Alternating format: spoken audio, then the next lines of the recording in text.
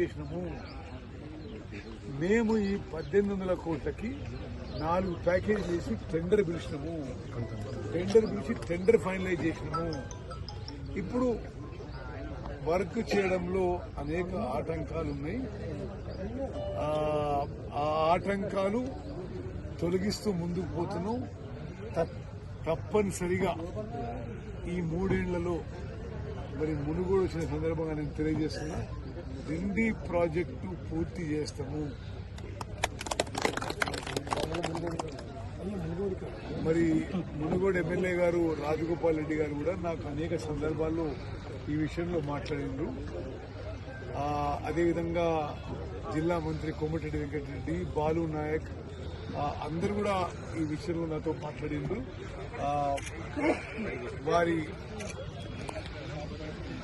Representation మేరకు source finalise చేసినాము, amount sanction చేసినాము, ప్యాకేజీగా డివైడ్ చేసినాము, టెండర్ పిలిచినాము, టెండర్ ఫైనలైజ్ చేసినాము.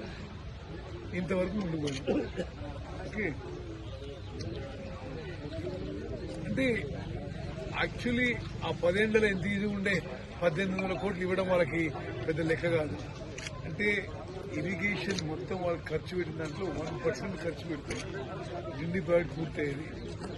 అంటే ఇంత ఉమ్మడి నల్గొండ జిల్లా మీద ఎందుకు ఇంత కక్షపూరితంగా ఉన్నారో వాళ్లే సంజాయిషి చెప్పాలి.